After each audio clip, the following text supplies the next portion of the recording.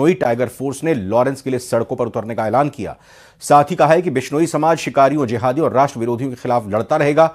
आपको बता दें कि गुजरात के क्षत्रिय करणी सेना के राष्ट्रीय अध्यक्ष डॉक्टर राज शेखावत ने लॉरेंस बिश्नोई के एनकाउंटर के लिए 1,11,11,111 रुपए का इनाम घोषित किया है। उन्होंने कहा है कि अमर शहीद सुखदेव सिंह गोगामेडी की हत्या लॉरेंस बिश्नोई ने करवाई थी। उनकी तरफ से घोषित इनामी राशि उस पुलिसकर्मी को दी जाएगी जो लॉरेंस बिश्नोई का एनकाउंटर करेगा।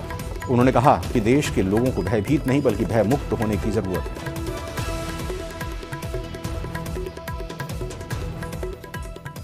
जो पुलिसकर्मी लॉरेंस बिश्नोई का एनकाउंटर करेगा उस पुलिसकर्मी को 1,11,11,111 रुपए का पुरस्कार करणी सेना द्वारा प्रदान किया जाएगा।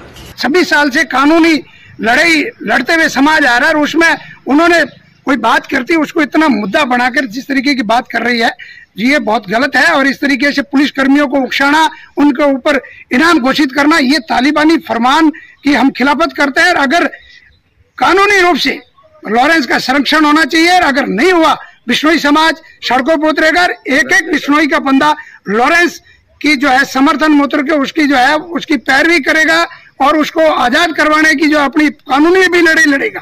आने वाले समय में बिश्नोई समाज सक्षम है किसी भी तरीके की कोई भी जो है मतलब जो है हरकतों के खिलाफ मुंह तोड़ जवाब दे। अब जोधपुर की बड़ी खबर आपको बताते हैं, जहां पर पेपर लीक के मामले पर बड़ा एक्शन हुआ है। 25-25 हजार की इनामी 2 महिलाएं गिरफ्तार की गई। भवरी को पुणे, संगीता को सांचौर से गिरफ्तार किया। दोनों का डमी कैंडिडेट के रूप में इस्तेमाल किया गया था। 2021 के लंबित मामलों में जांच के बाद यह गिरफ्तारी हुई है।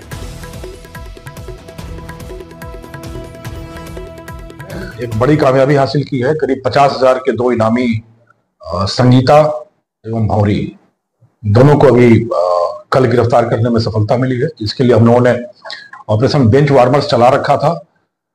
बालोतरा में एक फर्जी अभ्यर्थी बिठा के नीट परीक्षा में घपला करने का, वही घोटाला करने का एक बड़ा कांड हुआ था 2021 में, जिसमें वांटेड इन दोनों अपराधियों को, दोनों वांटेड आरोपी थी जिन पे 25-25 हजार रुपए का इनाम था। संगीता को सांचौर से भागते हुए जोधपुर की सीमा में, जोधपुर रेंज की सीमा में पकड़ा गया। और दूसरी भंवरी जो छुपकर पुणे में, महाराष्ट्र के पुणे में रह रही थी, वहां जाकर हमारी टीम ने उसको गिरफ्तार करने में सफलता हासिल की है और प्रोडक्शन वारंट पर उसको लेकर आ रहे हैं। टीम अभी भी रास्ते में ही है। तो ये दोनों बड़ी सफलताएं मिली हैं। जयपुर में आरएसएस के स्वयंसेवकों पर हमले के मामले में हमलावर नसीब पहलवान उर्फ नसीब चौधरी के ठिकानों पर रेड हुई है। पुलिस ने देर रात अलग अलग ठिकानों पर छापामारी की। पुलिस ने इन अलग अलग अखाड़ों से 15 लड़कों को डिटेन किया है। नसीब पहलवान द्वारा संचालित अखाड़ों में 15 युवक पकड़े गए हैं। पुलिस ने नसीब चौधरी से जुड़े लोगों के ठिकानों पर भी रेड डाली है। अखाड़ों में हरियाणा अन्य जगहों के लड़के पहलवानी करते हैं।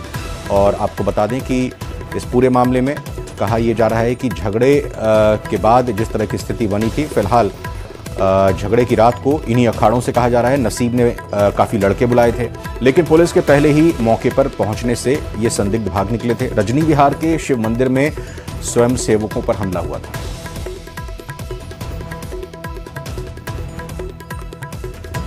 रेजिडेंट्स की हड़ताल से जुड़ी बड़ी खबर आ रही है। हाईकोर्ट ने रेजिडेंट्स की हड़ताल का स्वतः संज्ञान लिया है। सुओ मोटो है, जी हां, स्वतः संज्ञान लिया है। जयपुर हाईकोर्ट पीठ में अब 2 बजे सुनवाई होगी। इस मामले में जस्टिस समीर जैन की एकल पीठ में सुनवाई होगी। 19 अक्टूबर की रात से रेजिडेंट्स हड़ताल पर चल रहे हैं। रेजिडेंट्स की हड़ताल से स्वास्थ्य व्यवस्थाओं पर असर पड़ा है। सरकारी मेडिकल कॉलेजों में मरीजों को परेशानी हो रही है। तो ये इस वक्त की बड़ी खबर आपको बता रहे हैं। रेजिडेंट्स की हड़ताल से जुड़ी हुई ये खबर है, जहां पर हाईकोर्ट ने रेजिडेंट्स की हड़ताल का स्वतः संज्ञान लेते हुए इस पर विचार करने की बात कही। अब जयपुर हाईकोर्ट पीठ में 2 बजे इस पर सुनवाई। तो आज महत्वपूर्ण सुनवाई होनी है। अब से कुछ ही देर बाद 2 बजे ये जयपुर हाईकोर्ट पीठ में इस मामले में सुनवाई होगी। जस्टिस समीर जैन की एकल पीठ में इस मामले में सुनवाई होगी। 19 अक्टूबर की रात से आपको बता दें कि हड़ताल पर चल रहे हैं रेजिडेंट डॉक्टर्स, और रेजिडेंट्स की हड़ताल से स्वास्थ्य व्यवस्था चरमरा गई है। सरकारी मेडिकल कॉलेजों में मरीजों को परेशानी हो रही है। स्वतः संज्ञान अब कोर्ट की तरफ से लिया गया है। रेजिडेंट्स की इस हड़ताल के बाद हाईकोर्ट ने स्वतः संज्ञान लिया है। अब जयपुर हाईकोर्ट पीठ में 2 बजे सुनवाई।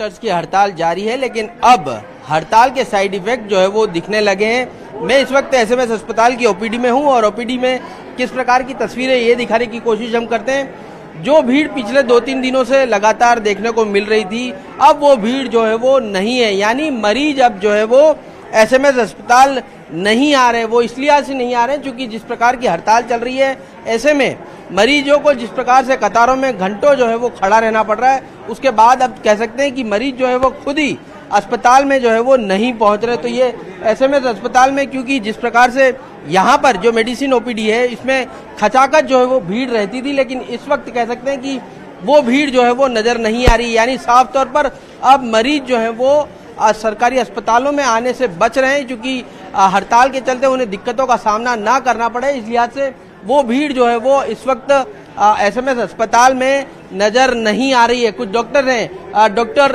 रामजी शर्मा है, उनसे बात करने की कोशिश करते हैं। सर, जिस प्रकार की भीड़ पिछले दिनों देखने को मिल रही थी, अब वो भीड़ नहीं आ रही। यानी कह सकते हैं कि डॉक्टर्स की, रेजिडेंट की जिस प्रकार की हड़ताल थी, उसके बाद मरीज जो है वो स्वतः ही जो है वो अब अस्पताल नहीं पहुंच रहा है। नहीं, ऐसा नहीं है। मरीज तो उसी, हाँ, कुछ फर्क पड़ा है संख्या में, पर सभी सीनियर डॉक्टर्स हमारे जो हैं, फैकल्टी और सभी ने काम संभाल रखा है और पूरी कोशिश करके किसी मरीज को। लेकिन आप लोगों ने तो मोर्चा संभाल रखा, लेकिन रेजिडेंट होने के चलते आप लोगों को काफी मदद मिलती है, वो अब मदद नहीं मिल रही।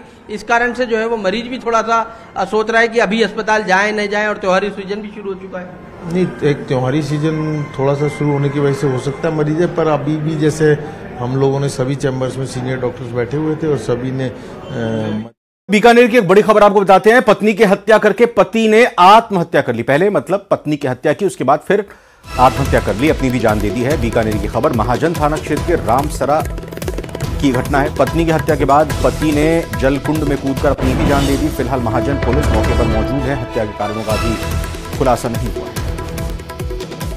अच्छा, बीकानेर की बड़ी खबर लगातार आपको बताते हैं। पत्नी की हत्या करने के बाद पति ने खुद की भी जान ले ली। अब ये क्या विवाद था, पारिवारिक कलह था, कुछ और वजह थी, ये अभी पुलिस की जांच के बाद ही पता चलेगा। लेकिन बहुत ही दुखद हुआ है जिस तरीके से पति ने पहले अपनी पत्नी की जान ले ली, फिर उसके बाद खुद भी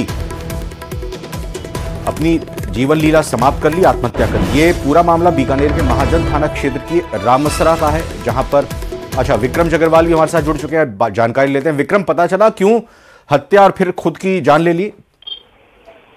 देखिए, अभी तक ये खुलासा नहीं हो पाया है। हालांकि जो महाजन थाना पुलिस है वो भी मौके पर पहुंच गई है और सीओ नरेंद्र पुनिया भी मौके के लिए निकल चुके हैं, वो भी अब थोड़ी देर में पहुंचने वाले हैं। क्या इस पूरी घटना को लेकर कारण रहे हैं उसका भी तो पुलिस खुलासा नहीं कर पाई है, लेकिन जिस तरह की ये घटना हुई है उससे को लेकर जो है क्षेत्र में काफी जो है हलचल मची हुई है, क्योंकि एक पत्नी की हत्या करने के बाद एक पति ने जो है खुद आत्महत्या की है। हालांकि इनके 3 बच्चे भी हैं, बच्चों को छोड़कर इन्होंने ये जो कदम उठाया है, तो क्या इसके कारण रहे हैं इसका भी तो खुलासा, पुलिस मौके पर पहुंची है और थोड़ी देर में इसका खुलासा भी हो जाएगा।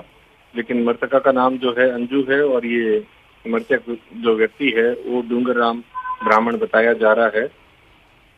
फिलहाल पुलिस पूरी मामले की जांच में जुटी हुई है। विक्रम, आपका धन्यवाद इस खबर पर विस्तार से जानकारी देने के लिए।